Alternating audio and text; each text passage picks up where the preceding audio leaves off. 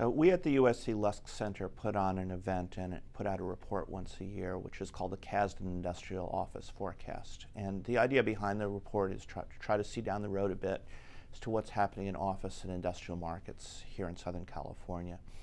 I'm going to divide my comments two different ways. The first way, I'm going to talk about industrial markets generally and then office markets.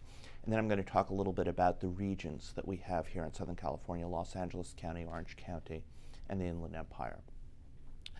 On the industrial market, we're actually pretty bullish. We were a year ago, and we think we have some good reasons to do so.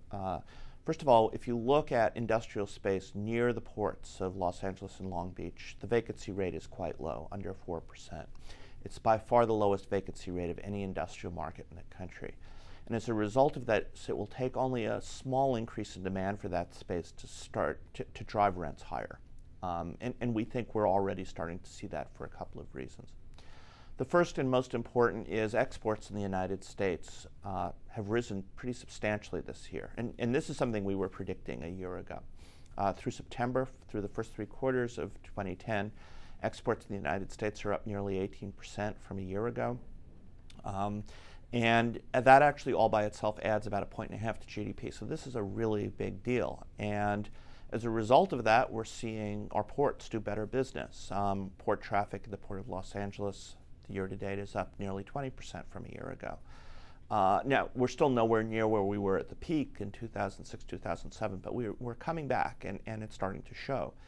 And that means people are going to have to distribute stuff out of the ports. And the most obvious place to do that is the industrial area near the ports in Los Angeles County. And yet, because vacancy is so low, we're going to see that space fill up pretty quickly, and then we'll see benefits to the remainder of the region. The office market, on the other hand, we're not quite so optimistic about. Vacancy rates are still very high throughout our region. What we observe is when vacancy rates are above about 10%, which is what we call the natural vacancy rate in office space, we see declining rents. And so we expect to see rents to continue to soften, particularly in Los Angeles and Orange County. We also are worried about the prospects for office in general. We are starting to see a bit of a comeback in employment. In October of 2010, we added 39,000 jobs in California. This is the best month since 2006, so that's good news. But corporate America is figuring out better and better ways to substitute technology for office space. And so we really are puzzled about how much office space corporate America is going to demand in the years to come. I mean, it was striking to me. I was talking to a tenant representative the other day, and he was telling me that the iPad is revolutionizing office work.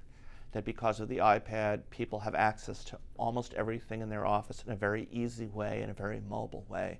And it means that people don't need to be in the office as much as they used to. Now, we're always going to need space. We always are going to need people to meet face-to-face. We have a lot of history telling us that face-to-face meetings accomplish things that virtual meetings do not. But that doesn't mean that everybody needs to have their own space with their own name on it at all times. And so this could have serious long-term repercussions for how much office space we need in the years to come.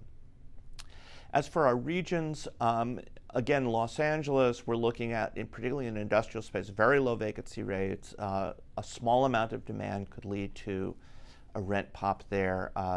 We expect to see that sometime reasonably soon, maybe this year, maybe next year. Our forecast, the mathematics of our forecast says it will happen this year, but we want to be a little careful in interpreting that. It could be another year or two, but we think it will happen sooner rather than later. What's interesting is in the Inland Empire, a market that we were very bearish about last year, rents have come down so much that it's starting to look very attractive. And the way to think about it is it's not so much competing with Los Angeles and Orange counties, it's competing with Phoenix and Las Vegas.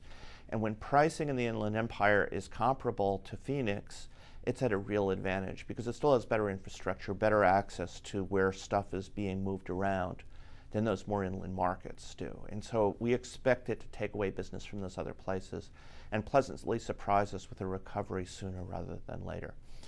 As for Orange County, it has the advantage of having the lowest unemployment rate in the region. It's the only place with sub-10 unemployment. It's a very rich place. If you look at incomes there, they're quite high.